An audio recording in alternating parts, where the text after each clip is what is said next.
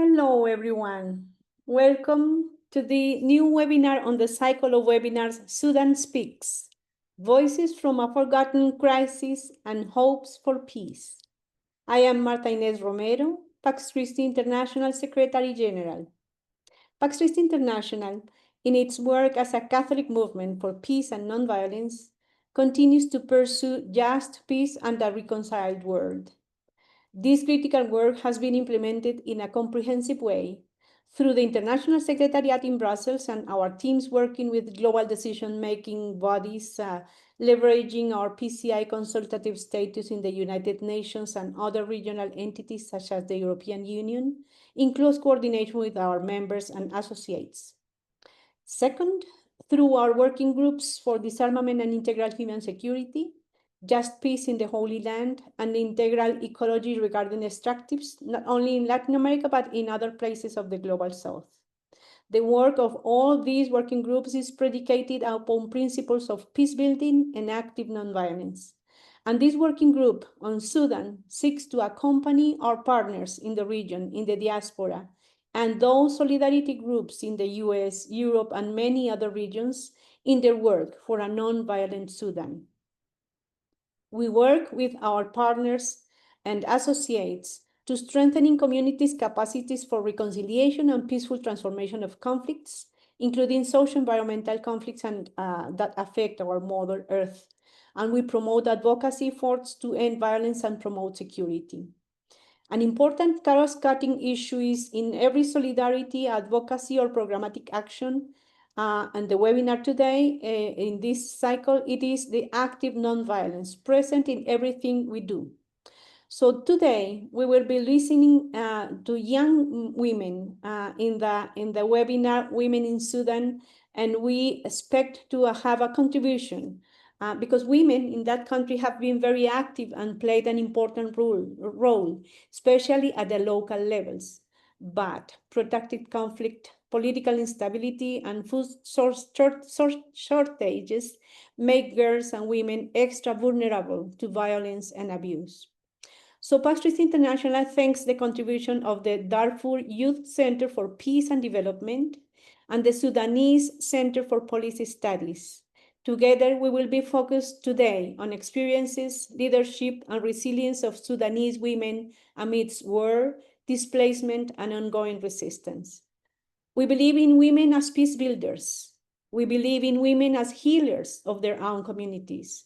We believe in the need to strengthen the participation, influence, and leadership of women in building sustainable peace, according to the United Nations Security Council Resolution 1325 and others.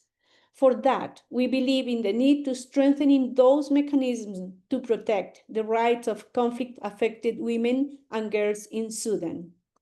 We have learned many things about women's leadership, but we have to tackle the fight against gender-based violence, especially in conflictive contexts such as this in Sudan. We support those social and reproductive health and rights according to the international rule of law. We support women's economic rights and participation, that it is key for social cohesion and sense of belonging as citizens within the Sudanese society. And we support the Women, Peace and Security real implementation of the UN Security Conflict Resolution 1325, not only with laws, but with a concrete cultural change in which women have a key role in transforming patriarchal society for a more equal Sudanese society, full of opportunities for all without discrimination and recognizing the role of women in the flourishing of democracy in the country. So welcome again. I will give the floor to my colleague, Julia Bordin.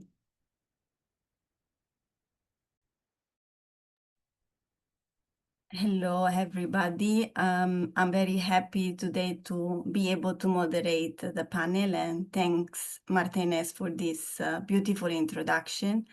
We will start from Mawa, and I will give you a short description of who she is before giving her the floor. So Dr. Mawa Abdedaji Osman Mohamed is a sociologist and research fellow at the University of Milano Bicocca. Her research focuses on gender, displacement, conflict, and social resilience in sub-Saharan Africa, with a particular emphasis on Sudan. She has conducted ethnographic fieldwork in Darfur's Abu Shuk camp, analyzing women's solidarity networks and grassroots peacebuilding efforts. Her current work explores education during conflict, youth agency, and gendered peace processes. Dr. Mohammed's work bridges academic research with real-world insights to support communities affected by war and displacement. Today, she will present us the War on Women statement, along with the studies that brought these statements to fruition. The floor is yours. Thank you, Julia, and thank you, Martha. Thank you for Pax Christian for giving us a platform to talk about the women in Sudan, because they are really suffering and their voices need to be heard by everyone, not because of sympathy, no, because to stand by them and to hear their voices and help them. So I'm gonna, okay.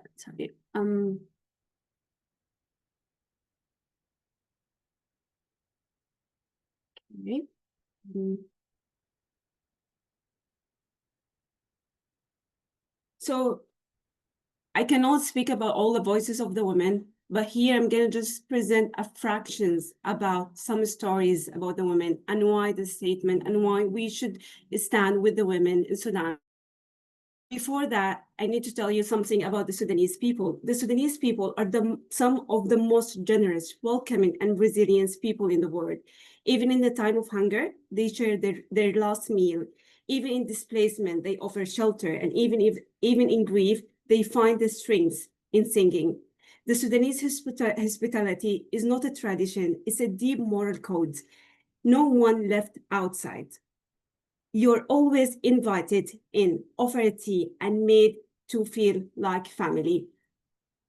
And the youth of Sudan, between 2018 and 2019, the Sudanese youth led one of the most inspiring non-violent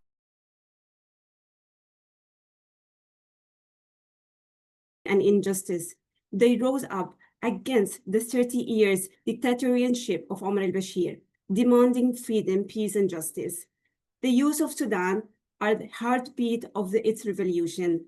They were the ones who rose up up with courage, stood in the street with nothing but their voices, and faced a bullet with the enchanting peace and freedom.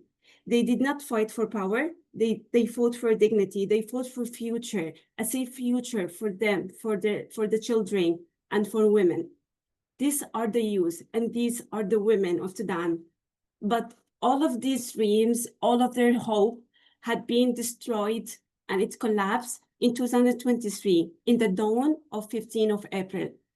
I remember that day, and I know everyone who live abroad had received a phone call from their family telling them, pray for us, the war had started.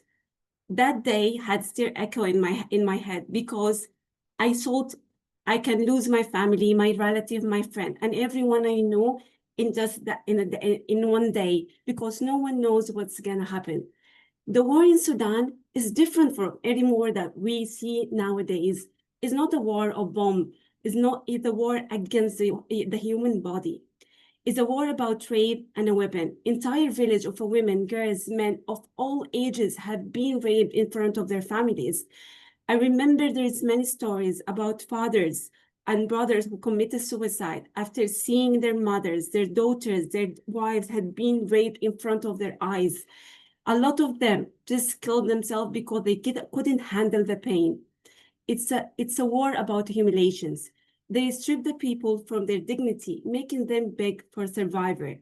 A lot of the RSF, the Janjaweed, have recorded many videos stripping men from their clothes, humiliate them in public, and sharing the video on social media. And after that, they kill all of them. The videos were just disturbing, and they were just sharing it like it's a funny thing, like it's nothing, like all of these souls, like it's worth nothing. It's a war of torture.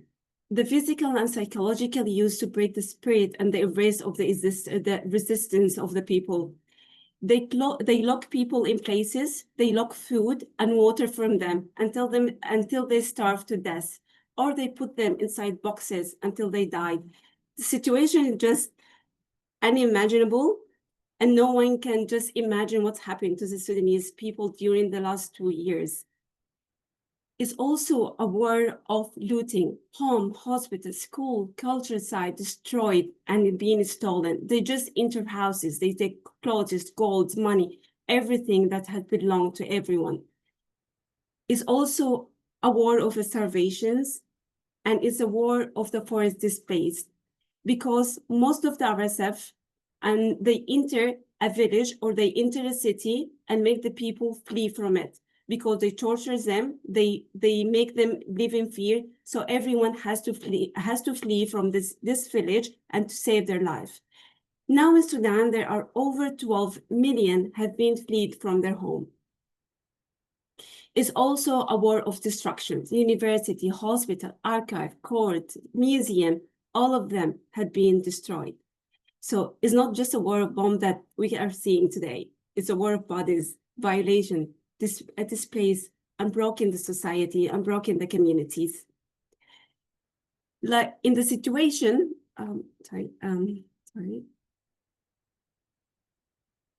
the situation in Sudan is catastrophic, as the IOM stated. There is simply no other way to put it. Hunger, disease, and sexual violence are widespread for the people of Sudan. Zahra, a woman in Sudan, say, "My transition from Sudan to Chad was spiritual, marked by uncertainty and overwhelming scenes of sadness. I witnessed violence and human rights violations against my community, including rape, killing, displacement, and torture of women, children, men, and even animals. The scene is just akin to a Judgment Day. Just this month, there is 200 people had been died in Kordofan, had been like even they shot, or they had been burned inside their houses, and plus 46 people more. In Sudan, until now, we do not know the actual number of deaths. Some say it's over 180,000, and others say it is over 200,000. So the number is huge because the situation is not stable, so we do not know the actual number. There is over 12 million displaced. And the famine is even worse than the one that happened in Ethiopia in 1980s. There is 2.5 million. They're gonna be die in the end of 2025. And there is more than 30 million people in Sudan. They are needing aid, and urgent aid. And half of them are children. So this is picture show one of the camp that people are waiting for the distribution of the food. And this is not just, this is one scene. This is plus any other Sudan. So why this conflict is not mentioned in the news? Because since the war had begun in 2023, human rights defenders, women, men, have been targeted across Sudan. They are being tortured, arrested, and killed for speaking the truth. Lawyers, activists, journalists, and peace workers are facing systematic repressions, not just for our group, but the complicity of those in power. The offices are destroyed, their voices silent. So this is why we do not hear a lot about the conflict in Sudan, and it's being left in silence. And what makes it worse is not just about the human body, it's a war on the humiliation. And this humiliation is happening in the women's bodies. They know raping women is going to destroy the willing of the people. It's going to destroy the community. It's going to destroy the cultures. It's going to destroy the spirit, the future, the hope, everything. So they always raping women. Women rapes are being used as a battlefield. Violations include sexual enslavement, severe beating, torture with hot liquid or sharp blade, and murder. And this must stop. And here come our statement.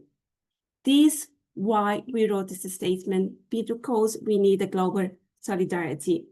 And I encourage everyone to enter and to sign and support this statement, because the Sudanese women need to feel that they are not left alone.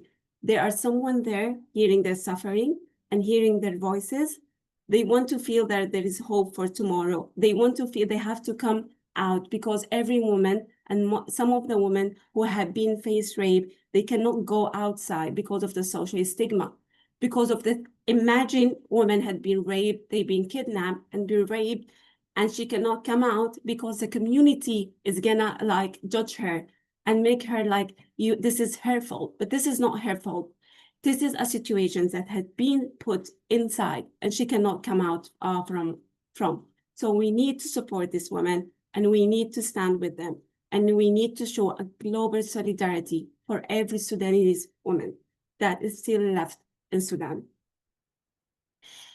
We have here some story that is a story that a little bit disturbing, but I need to share it because it shows some of what the women's they are facing.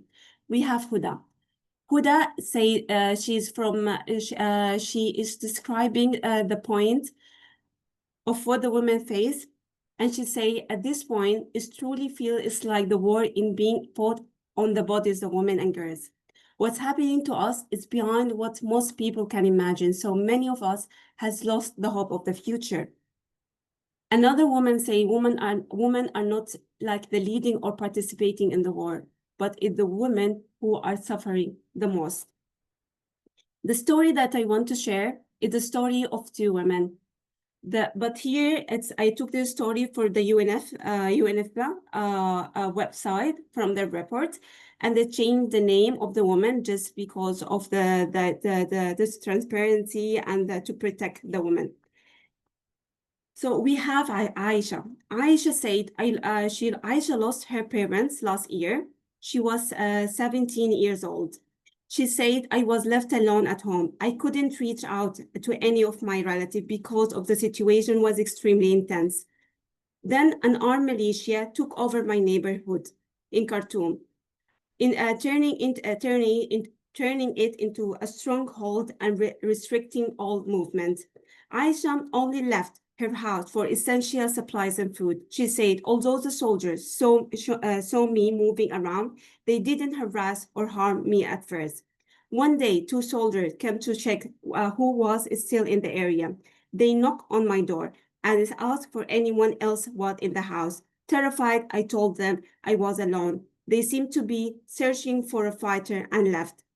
But they were later returned, this time without knocking. They came in and pointed a gun at me. They told me not to scream or say anything. Then they began to take off my clothes. One soldier held the gun while the other raped me, and then they took turns. The horror did not end for Aisha. The next day, they came back with two more soldiers and repeated the assault. They would not leave Aisha home for 4 days. When they finally left, she escaped and she went to her friend who traveled with them to Kassala. But when they want to move to Kassala to another part, they figured out what happened to Aisha, and she was pregnant, and they refused to take her with them.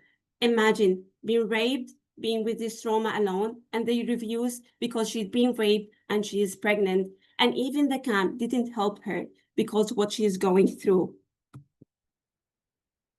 So these women are going through a lot. They're going through a trauma, they're going through a torture, they're going through a lot of pain that no one can imagine.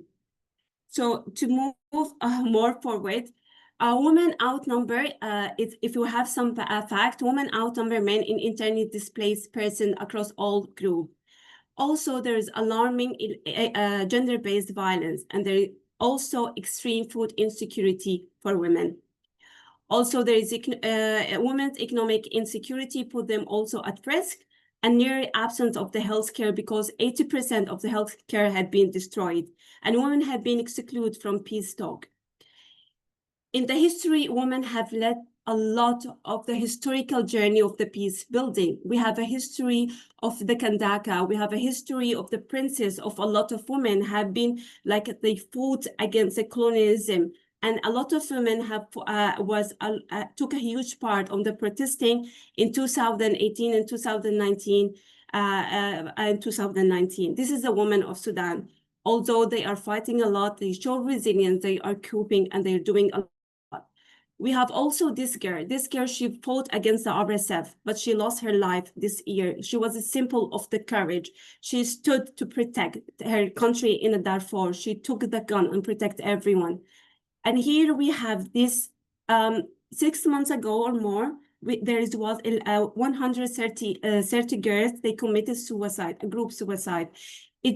I'm not putting them here as the symbol of, I'm putting them here as a symbol of courage. Because they choose to commit suicide, to be embraced, to be raped, and to be humiliated, and their family to be humiliated. So they are a symbol of courage, a symbol of resistance. They are stood and they took a hard decision to protect themselves and to protect their families. In Darfur, I learned about the resilience of the women in Sudan. I learned that resilience was not simply about enduring hardship. It was about redefining survivor. The women of Darfur did not just cope. They transferred their suffering into an act of defense, into a small yet powerful expression of life. They laughed during the tea gathering, exchanged widespread dreams, and found a joy in their children's playful games. Even in the escape, even in the space or seam of design to hold them in limbo, they moved forward. So I want to put you with a final message about the Sudan, and what happening in Sudan is the war has already taken so much, but millions of lives can still be saved. We cannot say we do not know. We cannot offer to be silent. For Sudan has been the war the world choose to ignore. It's time to pay attention, and it's time to act. I wanted to share a lot, but still I have a little bit time. But thank you for listening, and thank you for being here to hear about the Sudanese women. Thank you, Julia. Thank you very much, Marwa. And I know that it's not easy every time to be able to summarize everything, because we are not just speaking about numbers. We are not just speaking about data. We're speaking about human beings. And this, of course, takes a lot on us, especially on you, but is also necessary sometimes to be able to have the time to explain. So I'm very grateful that you managed, despite the time constraint, to anyway share so much with us. And for everybody, in case you have questions, you have at the bottom of your Zoom page the possibility to add Q&A. There is a Q&A box, sorry, and you can add your question there, and then we will try our best to answer them all at the end of the panel session. So we heard from Marwa that she also presented the statement. We put in the chat for you also a link. If you want to endorse it, you are free to do so. It's especially focused on organizations, so we would appreciate if your organization or entity would like to endorse this document. I'm now gonna welcome Abla. I will give a short introduction of who she is before giving her the floor. Dr. Habas Salih is a young, talented, articulate leader, passionate about humanitarian and human rights work. As an activist focused on general protection, psychological support, and women's protection, she has taken keen interest in gender-based violence and transitional justice. Abla's positive influence, quick learning, and collaborative spirit have promoted projects and programs in the Save Algina initiative, and her adaptability to new and challenging environments continuously drives her to gain new knowledge and experience. We are very grateful to have Abla with us, and today she's going to present the condition of women in the Sudanese refugees camp. Abla, the floor is Hello, good evening, everyone. Thank you, Julia and Pax Christi Organization for the discussion. I'm Abla Saleh Bosch, humanitarian defender and researcher focusing in Sudan. I'm just working in two sides, humanitarian and political demonstration of crisis. Today, I will show to just show something about women in Sudan, displacement in refugee camps, where statement volumes research from my research to show you how the woman is suffering in Sudan and outside Sudan. Let me show you small videos.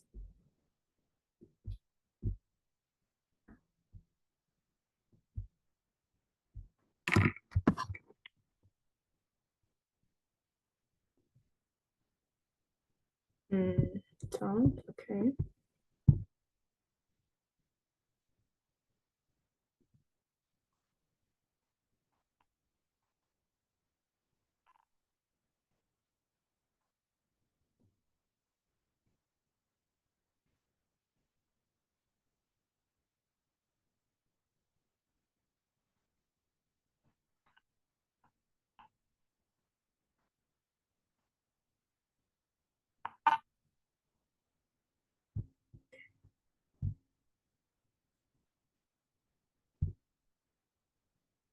Okay.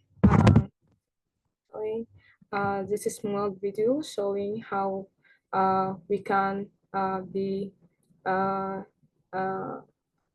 how can we live at the camps and how we are adaptations. And this is my small life in other camps. And after that, I'm moving to Kenya. Now I'm living in Nairobi. Let me share my presentation.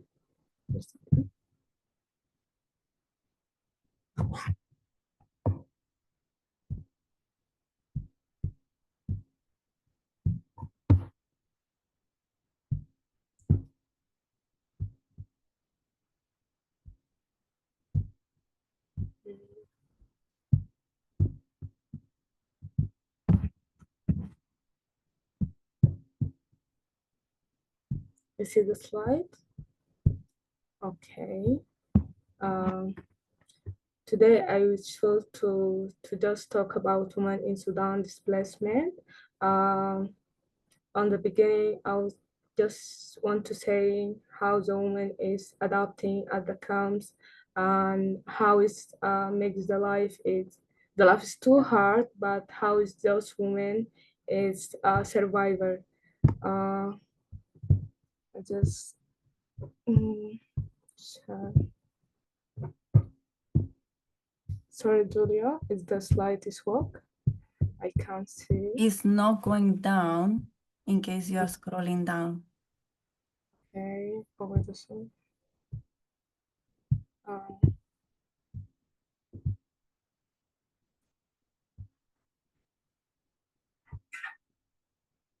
How is it now?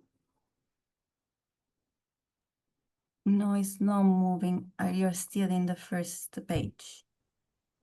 Okay.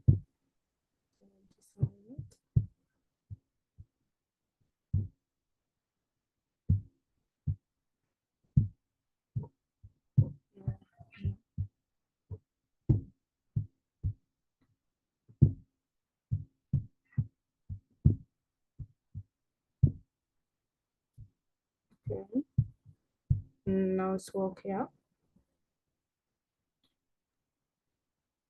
Okay, give it a try. Alright. Move. Okay. Moving. Yes, it works. All right, thank you. Okay, this voice under hard the resilience and struggles of Sudanese women in refugee camps. This picture between 2029 in Sudan when the revolution is start in Sudan with the young ladies and young people. I just want to show something for like small stories. I remember one mother in camps told me we survive, but we don't live. So, and this is a small crowd showing how the women expanded of sexual violence when they are living. This is from research finished before 1 month. It's showing more than 41.7 women are those women who are expected of sexual violence when they are being when they are living in camps. And this showing how displaced refugee in country. Here I just want to focus more in situation in Chad, but that does not mean the situation in other camps in Addis Ababa, Uganda, and South Sudan. I just want to show something little bit, but the more is about other camps because I'm living like 11 months and my family is still in other camps. Okay, those women, the challenge of the women in those camps, GBV risk and the rape and forced marriage, trafficking, lack of self shelters, reporting. Those women in other town and the other camps is the same situation, and we see they utilize it on several or doing poor situations on hygiene, shorting, food insecurity. Those women often the last one who takes the food and lack of dignity, health care, and mental lack of reproductive care, and the mental health about the trauma in Sudan because after 836 days from Sudanese war started in Sudan, over 5,000 million people is outside of Sudan right now. It about mental health. This is in other camps refugee. Those women is they make a hand work in a small space for women and child friendship. Okay, access to education. We see more people is dropping rate, child marriage and or child labors. They just you see at the photo. Those young child is help her mom. They are dropping for educations. How about leadership women? We have more women. They have peace. They talk about the peace, but they are expanded from the camp decision making, despite being 18%. But we believe those women are beginning the peace. Lack of job opportunities, and we see this is a small called Bazaar. Is from Chad and Egypt and Uganda and South Sudan. Those women is collective more production and items for Sudan, and they're sharing together as a group. Yes. And resilience and solutions. Okay, the grassroots effort, women led this initiative, makeshift school, soaring collaboration, local NGOs provided psychological support. This is from the photo from the left from Chad and the other one from Uganda. Okay, policy asks, donor funding directed the women-led organization and GPP production programs, safe space in camps, and education guarantee for girls. Call to action, okay. You and other in AU or UN level, they're trying how to empathy in these policies to make it done. Okay, for last, the future of refugee return, article like 13 of Universal Directive of Human Rights stated in the first paragraph, everyone has right, freedom to movement and resistance within the border of each state. And this second paragraph, every has a right to live any country, including this own, a return to his country, given the situation of Sudanese refugee protected in Egypt, some before return, specifically after the improvement of living condition in Umdurman in Sudan, given the forest government of negation countries discussion to return to Sudan and link it to number of obstacles that makes the return of refugee impossible. Okay, for the last, resilience. These women are not just victims, they are agents to change to make the peace, their survival, their resistance, but their deserves most. Okay, this is initiative that I'm the founder of this initiative called Seven Genera Initiative. Make the woman space and child friendship. This is a contact from the mail in chat. This page in Facebook.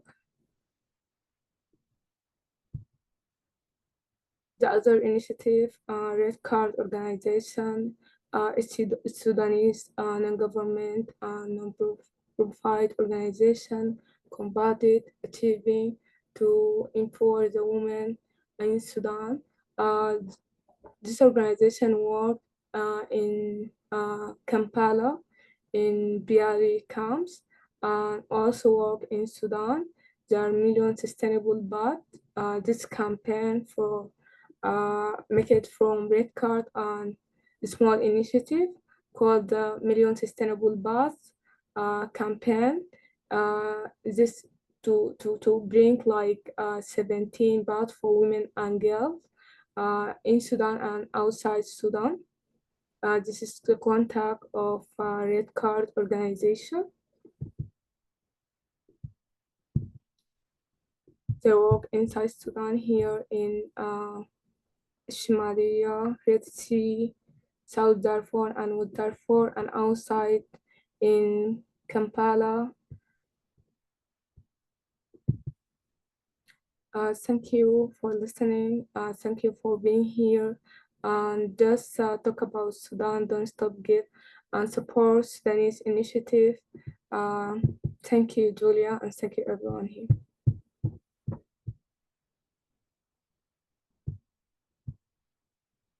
Thank you very much, Abla. You have done and you're still doing quite a lot in your research, and we are very grateful that you were able to share it with us, and for everybody to make sure that we will try to share these materials as soon as we can with all of you. So in case you can also follow through on what Abla shared in terms of organizations, support entities, and initiatives. We will have time afterwards to additional ask questions to Abla, and I see that some of you already started to add their questions in the Q&A box, so please feel free to continue to do so. And now we will go to our next speaker. I need the Ferdous for you to, I will try to, will not be able to make to pin you, but we will make it our best. So I will present our next speaker that indeed, as I already mentioned, is Ferdous Abad Al-Meed, is a passionate Sudanese leader who believes that everyone has equal rights in life with dignity and freedom. Ferdous is a peace builder and an advocate for women's rights from West Darfur. She brings over 4 years of frontline experience in humanitarian response, gender justice, and community development. And as a co-founder of RENAS for empowering women and young girls, Ferdous leads grassroots efforts to uplift conflict-affected women throughout healing, education, and leadership development.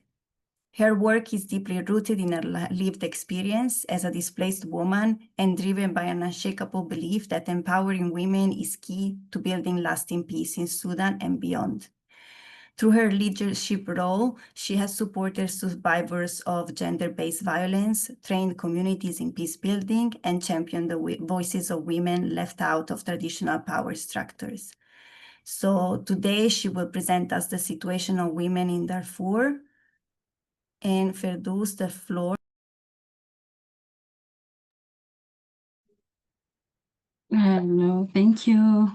Thank you, Julia. Thank you, Pax Christi, for this space. Good afternoon, everyone. My name is Firdaus Abdelhamid. I am the program officer in Darfur Youth Center for Peace and Development.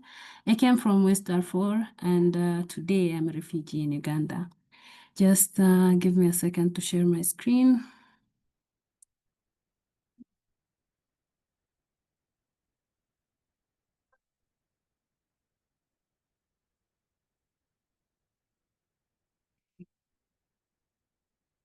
it visible? Yes.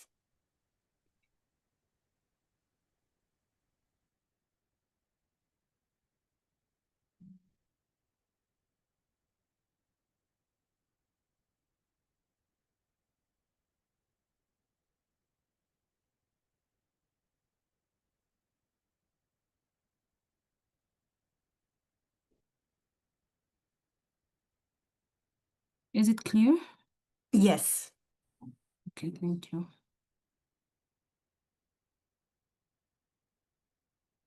Okay. I'm here to reflect to you just a very teeny bit of the lot of what is happening and what women are suffering in Darfur.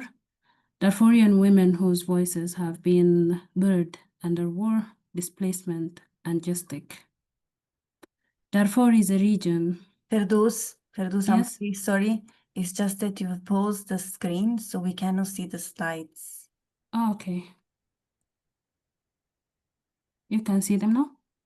No, probably try again to reshare the screen from scratch, because I think, Okay. thank you, I'm very sorry for the interruption.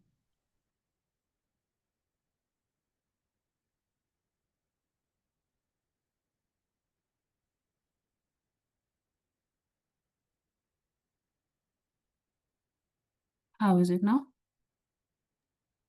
No, we No? cannot see, no.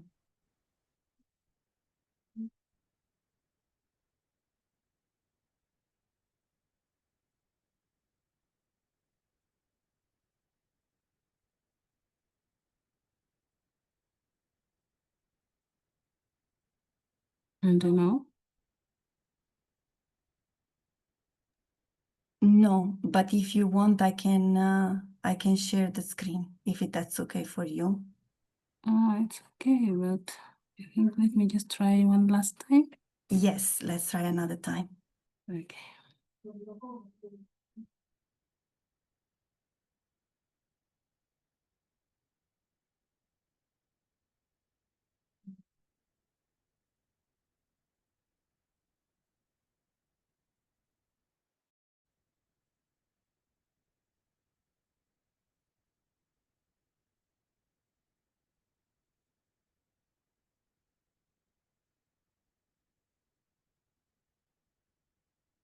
Mm-hmm.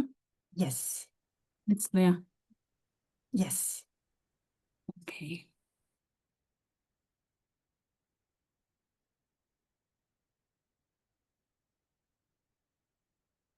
But it's not moving. Can you just share it from your side, please? Don't know what happened. Just need for you to tell me next when I need to change slide, okay? Okay. Sorry, guys, for this. No worries, it happens. I'm gonna mute myself now and let you present. Okay, can you just go to the next slide?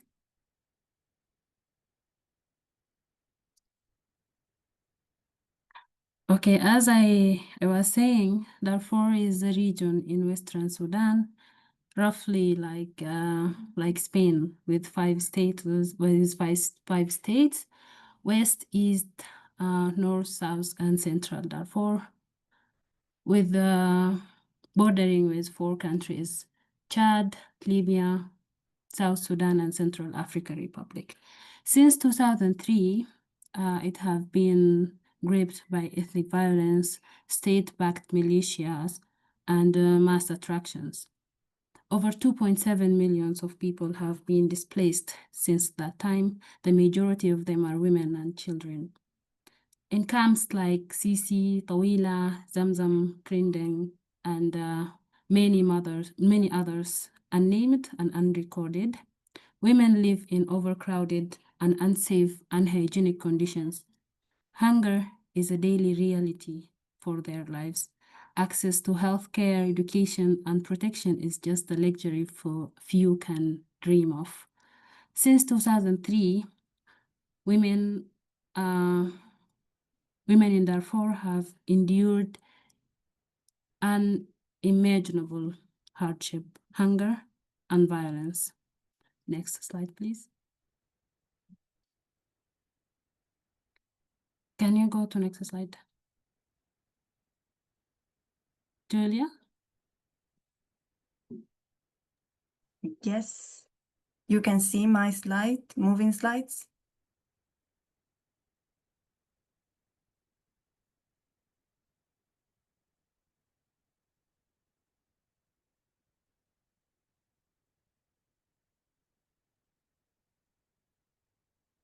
Ferdous?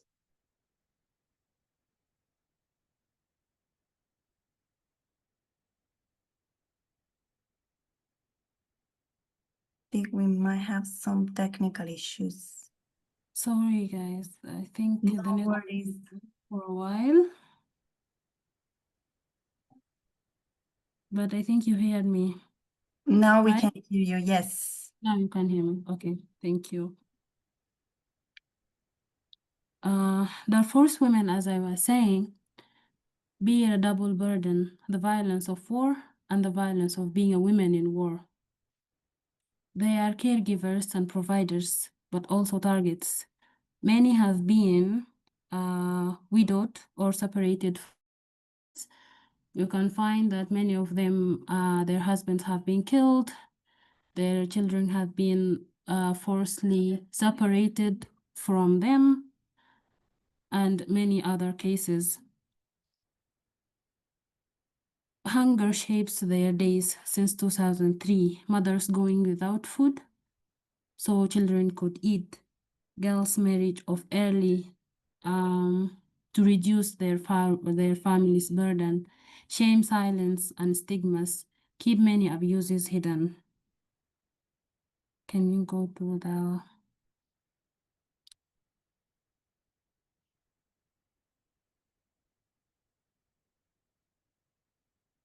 No. The third one. Yeah, this one. The gender base, the other one. Yeah, this one. Thank you. Sexual violence has been systematically used as a weapon of war, as my other sisters mentioned. But in Darfur, it has been used as a weapon since 2003, like 20 or 20 something years before. Survivors describe harrowing abuse by militia and armed groups, but the justice system has failed them, with less than only 1% of reported cases leading to any form of justice or accountability. Clinics often turn rape survivors away. The trauma is not only physical now, but it became social. Women are often blamed or ostracized for what they have endured. When we came in terms of domestic and structural violence, we find that the suffering goes beyond conflict zone. Next slide, Julia, sorry. The suffering goes behind the locked doors. Patriarchal norms, poverty, and hunger reinforce structural violence against them again. Early child marriage remains widespread. Hunger is both a cause and also a consequence. Girls are married off not only because of tradition, but because their families simply cannot feed them. Women live with terrible burden, war, hunger, and systematic neglect. But after all this, next slide. After all this, we find that Darfurian women are not passive victims. Even in all this destruction, they create lives and they have hope. Women have formed survival networks and protest movements, community kitchens, and underground protest groups. They run small businesses, organize aid, and protect one another and protect their children's life, protect their future in that horrible situation. They are the frontline responders long before international aid arrives. They have their own techniques, and long after the fades away. And then we find that many things happening after all these years of struggling, after all these years of suffering. 15th April 2023 came over. This pandemic and this breakout came again and destroyed everything, destroyed that small surviving techniques they have made. In days, not even weeks or months, in days. Camps were attacked, home burned, market collapsed, roads were cut off, aid agencies fled. So there is no access to any basic services, no access to healthcare, no access to food, no access even to home. So they forcibly fled again. Maybe for some of them, the third or the fourth time to be displaced from their places. Some of them are internal displaced now, and some of them are external displaced, as my sister Abla mentioned before. Some of them went to Chad, to Libya, South Sudan, Central Africa, and some of them, like me, came to Uganda. Women now face starvation, renewed ethnic targeting, and sexual slavery. Many fled again, some, as I said, more than one time. But we find that despite everything and despite all these things, Darfurian women are still standing, but they need more than admiration. They need action. This action can be in terms of unhindered access to food, water, and medical services. Those should be prioritized, especially for women and children in camps.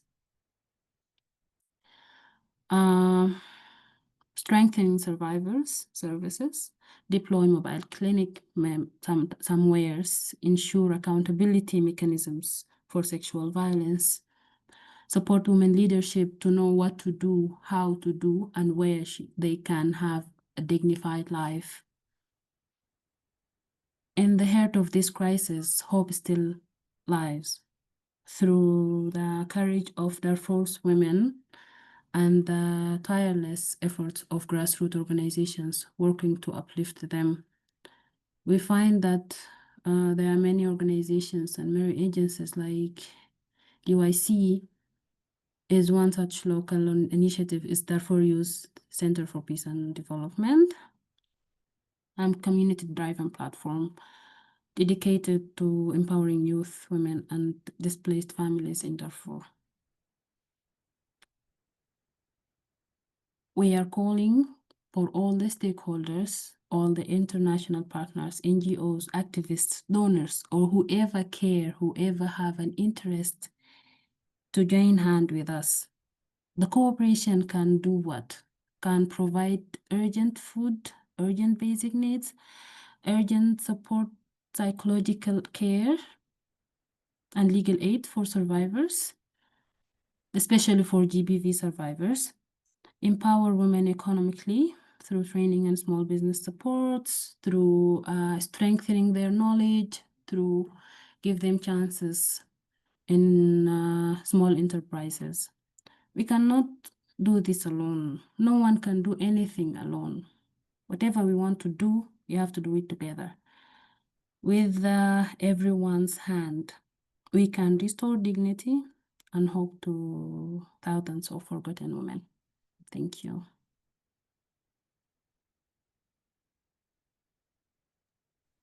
Thank you very much, Firdaus, and you managed still to provide us with a very insightful and important presentation despite the technical issues that are unfortunately always around the corner.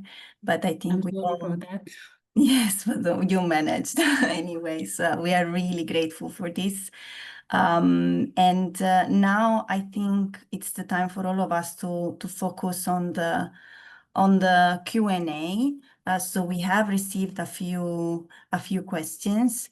And I would like to ask them to you all. We have one special for Mawa, but I will probably start from the more broad one, and feel free to jump in and reply for all the speakers to just intervene as you prefer. So there are two questions that are actually very similar. One is actually also a call for action from Bernadette and Rosalie. They both ask who are the perpetrators, and for now it's like focusing. Rosaline also added a bit of several, I think, brainstorming questions. What is their faith and position in administration? What is the role of the ruling government party? So the perpetrators, but also how other actors are interacting within this perpetrating approach. So this is my question, the question from our participant to all. So if one of you or all of you would like to answer. Okay, I can go first. The perpetrators, mostly the majority of them for the RSF, the Rapid Support Force, are attacking the women all across the countries, Khartoum, Darfur, Jazeera, Omdurman, and every other places. So mainly they are them. In the point of why the women should feel ashamed, it's because of the community. It's because of the community. They do not see the women as the victim. They see the woman that are the reason, so they put the blame on her. There's a disturbing stories about family killing their kids. There is or involve them in an early marriage. So basically, in the community, instead of the community to raise the awareness of supporting these women, of standing with them, to make them speak, or to make the family also speak if their daughters or their wife exposed to to this violence, they should speak. So we do not have this in the community, unfortunately. We do not have this level of the awareness. So the women always are the victims here, especially if it ends with pregnancy, because they're getting left out with unwanted child and with hated community against them. So the role of the government, we see the government, they do not any physical rule, like there is no an actual rule of the government that they are doing to help these women. Most of it comes from the community itself. Some like grassroots, like we can see it across Sudan. Some women make like groups to help women psychology in the psychological part, to give them the support that they need. We have the UNFPA, they have some also supports. So most of it is the grassroots, but unfortunately, they do not have enough investment or enough fund so they can help the women. We support them with PAT, we support them with the hygiene, to support them with the delivering the babies, the psychological part. So economically, so they do not have enough fund to support the women there in Sudan. Especially nowadays, we are facing all over the world is facing a lack of funding in the organizations, especially Sudan are affecting the most, are being affected the most. So yeah, so basically, yes, it is, and I will leave if one of my colleagues want to say something more.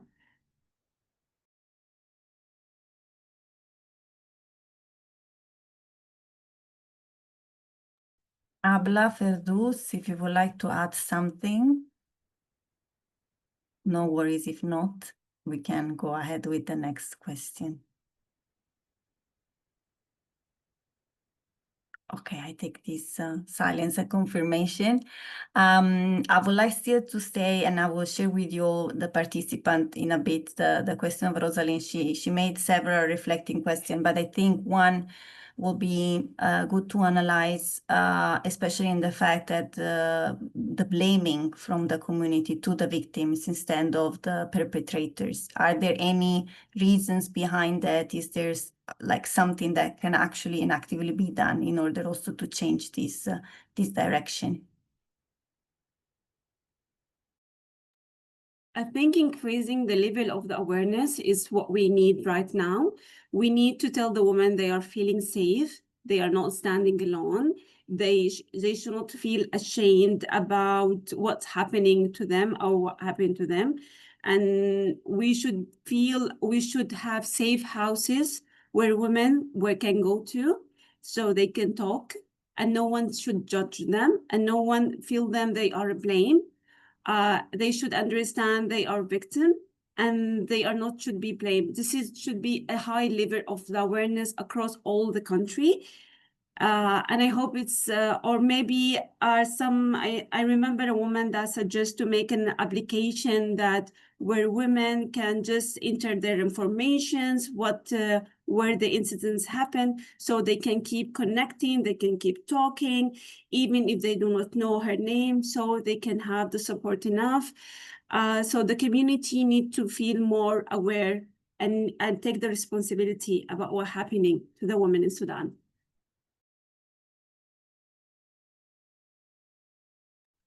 Thank you, Marwa.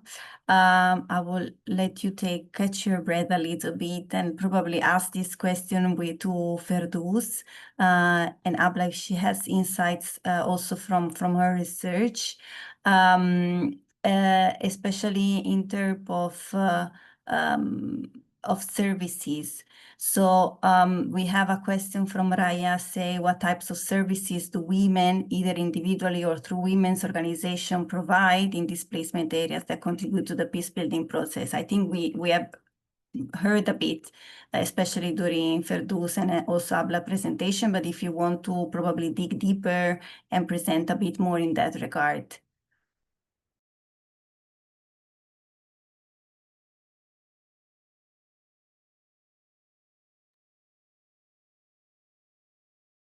Just want to make sure. Abla, Firdaus, you can still hear us, right?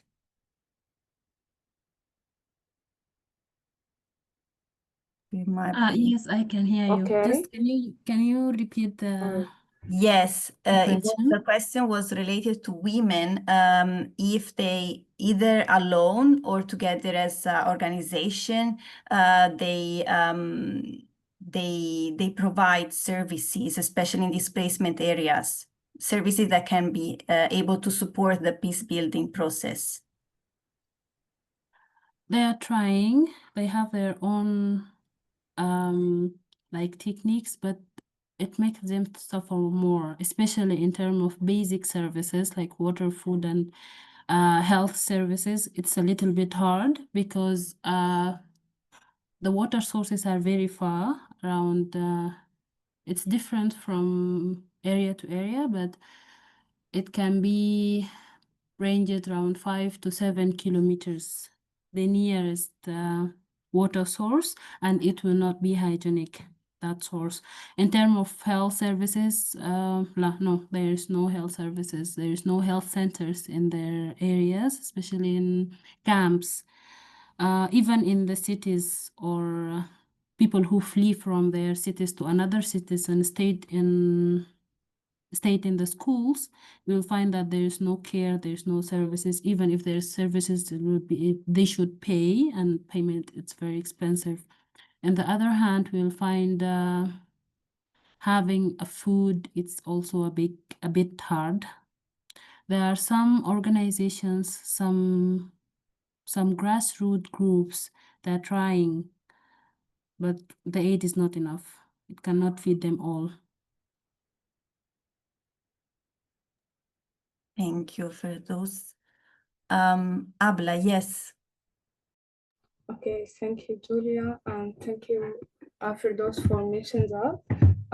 In more refugee camps, those women depend on humanitarian aid provided by organizations such as water and food from USAID and other organizations, but that is not enough because the number is too larger.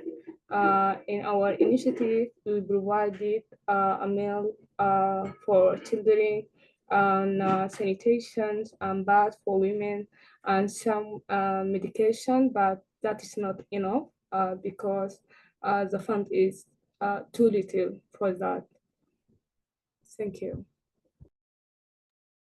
Thank you, Abla. And while we have you here, that you raised your hand, I will also direct you another question that probably you can answer based also on your research work, especially focusing on human rights organization in documenting these crimes, what role they had so far. They've been involved, they've been active, they were able to gather sufficient data, or they are finding some obstacles or difficulties. Of course, it's open to you all, but yeah.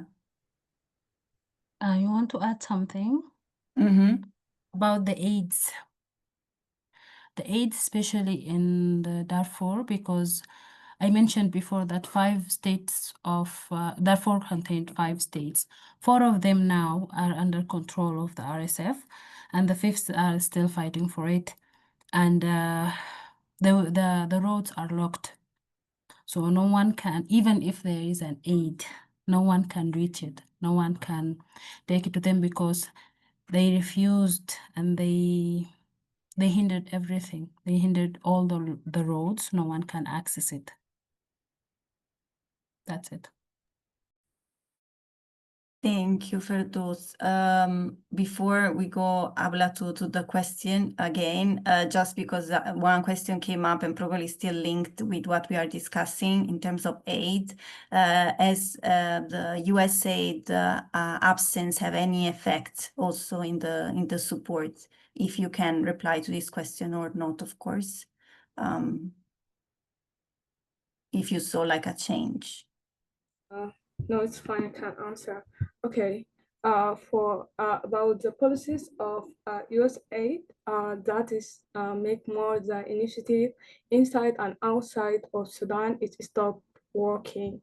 And some people is work with zero budget, actually, zero budget literally.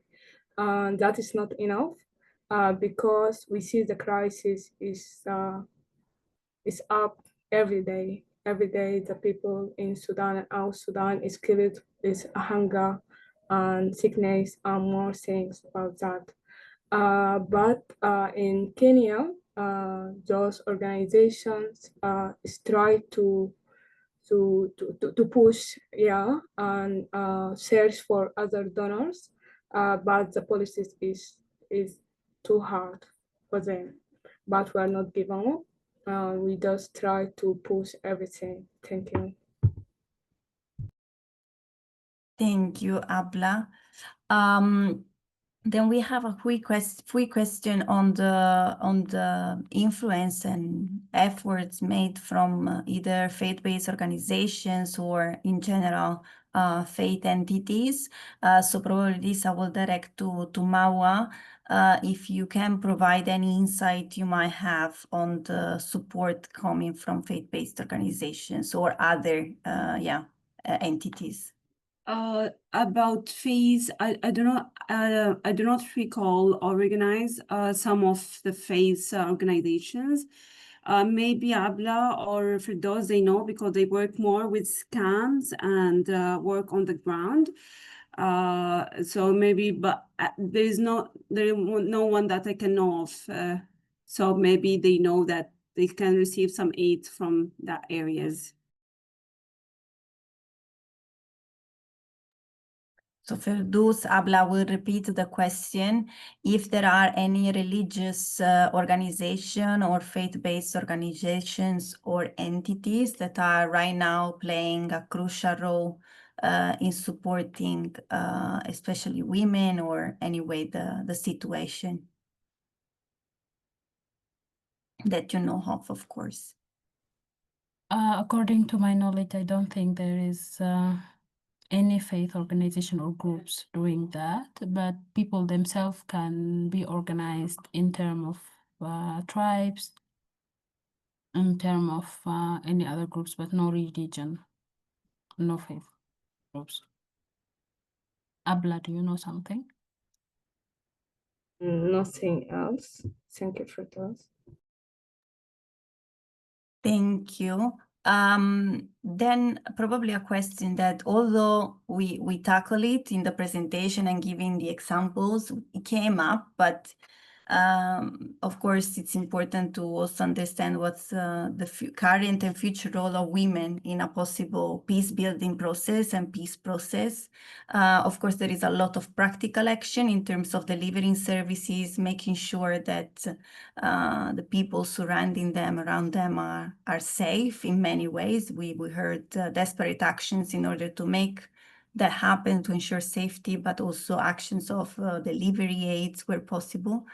But in the peace process, meaning really the dialogue approach, the ability also to put together different groups and make them dialogue together, is there in contribution that women were able to do so far?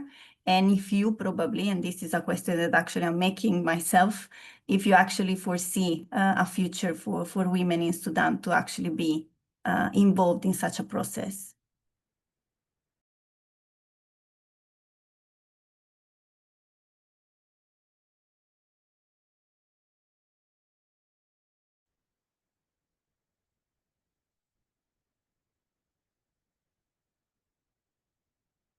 Okay, I thought. So if we see a future for the women in Sudan, actually it's hard. I don't know, because I feel privileged that I'm away. I didn't want, I went through what the women went through there. The raping, the terror, the hunger, the famine, the death, the disease. So I think what we need now for this, for what happened to Sudan in general, what happened to the women and everyone, is not to feel that they're alone, to build the community again, to build the country again, to support them with words, with to keep talking about their strengths, about their pain, about what they are going through, to offer them services, to offer them, to empower them economically, to give them that hope of the future. So just because nowadays the people in Al Fashir city, especially because they are facing a famine, they are locking the food, the RSF are locking the food from the community.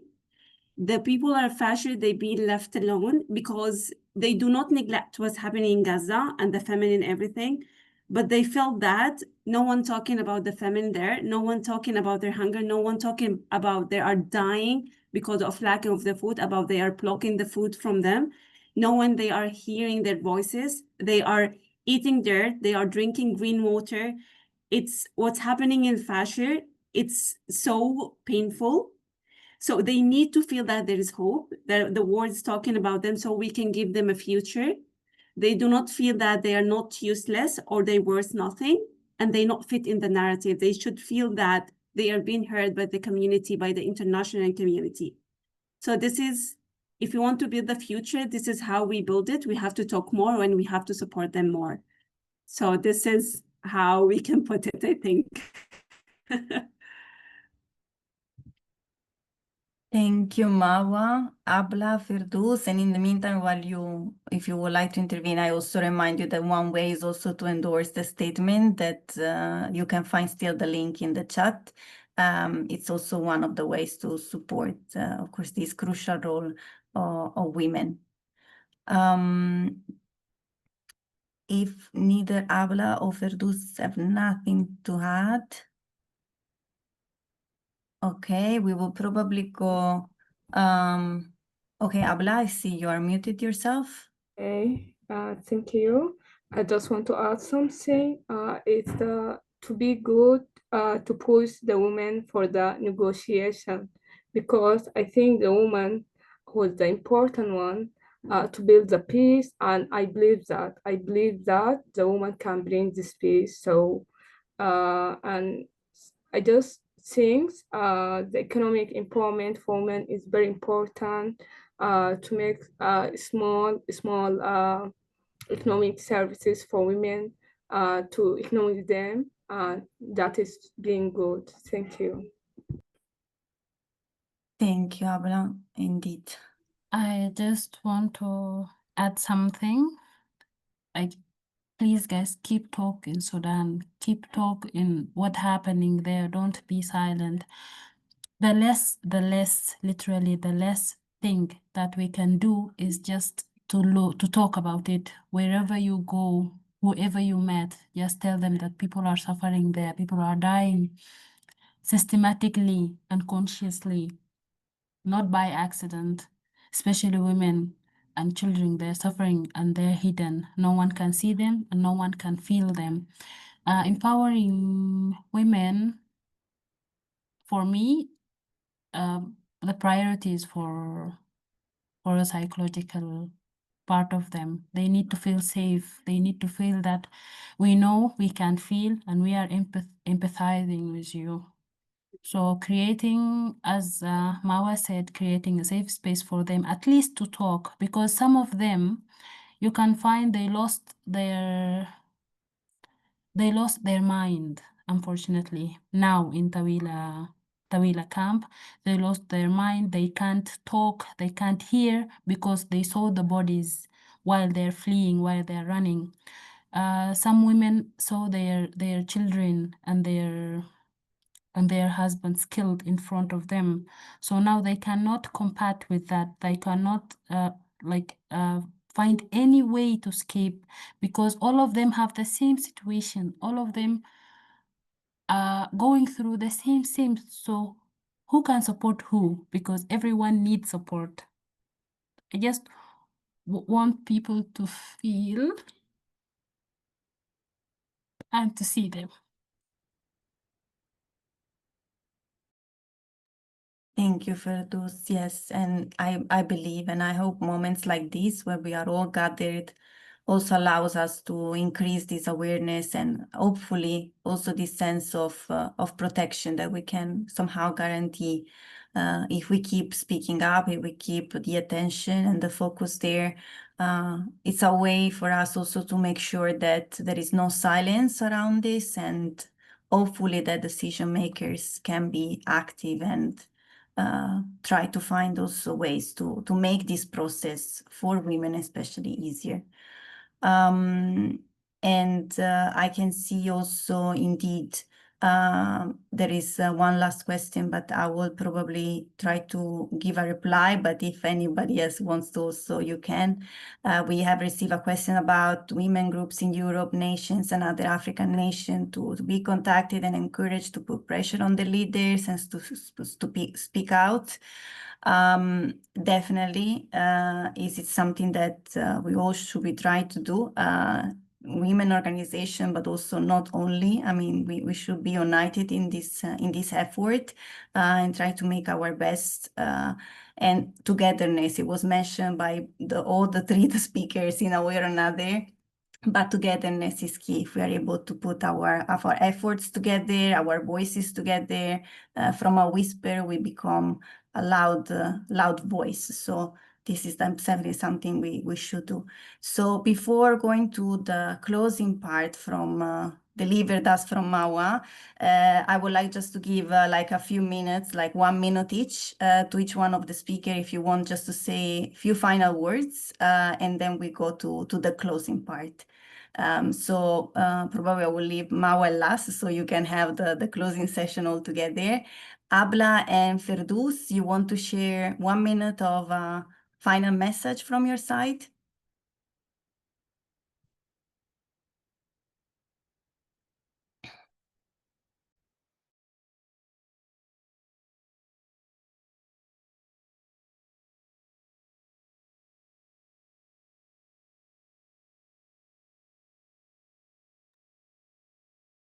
If not, it's fine. I will leave then. I see Firdaus, she unmuted herself like. I don't think there's something I can say because I don't know.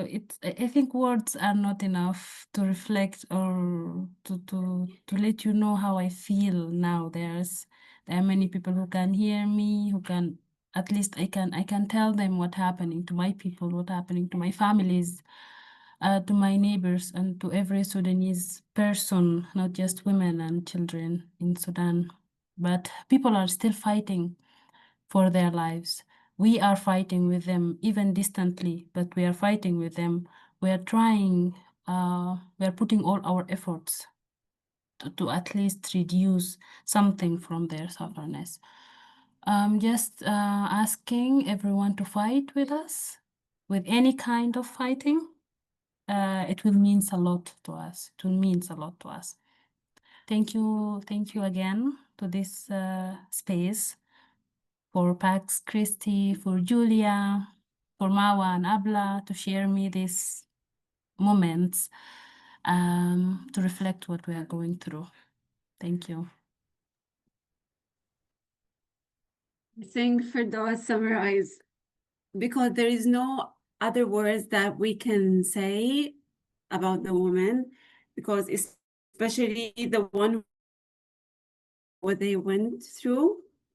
But when I want to say that when I see the Sudanese women, I see the resilience. I see how they cope with every challenges. I do not say it is not empowerment, so we cannot like mix the words. It's about how they find the meaning of everyday life, because these women, when they lost their male guardian, when they lost their husband, their son, they have to fight for their family.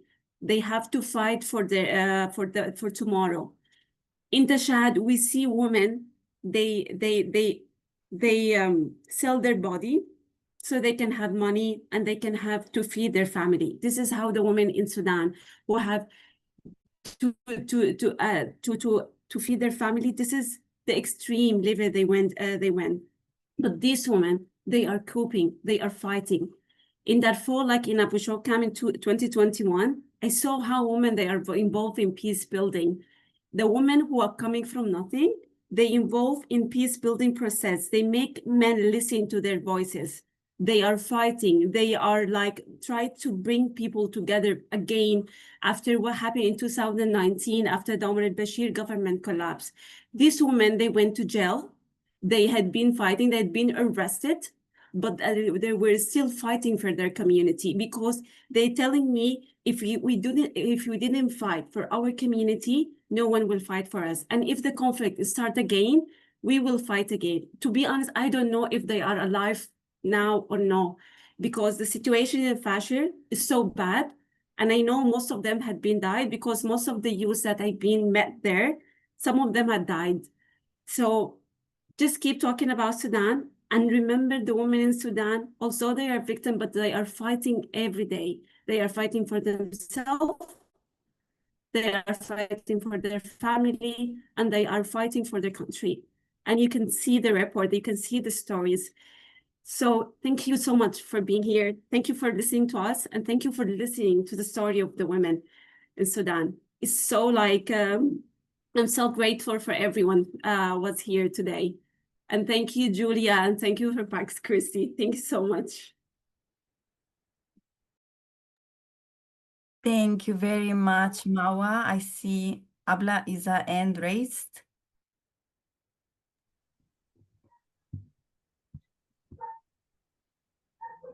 Not sure. You hear me? Sorry. Yes. Okay.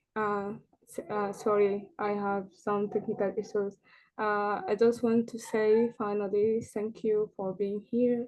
And what we say, that is not enough for what is happening in Sudan, but clearly don't share everything happening in Sudan, support initiative, and just don't give up and don't make silent about what happened in Sudan. And thank you Mawa, thank you Firdaus, thank you Julia, thank you for this space to talk about a little bit of what happened for women in Sudan. And thank you all guys.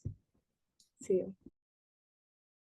Thank you very much, and especially to all of you, to this beautiful panel of women that was definitely not only knowledgeable and with a lot of expertise, but especially full of emotions and This is what we need to keep also this light of connection alive. It's just not about data information, but also about emotions and be able to connect with each other as human beings.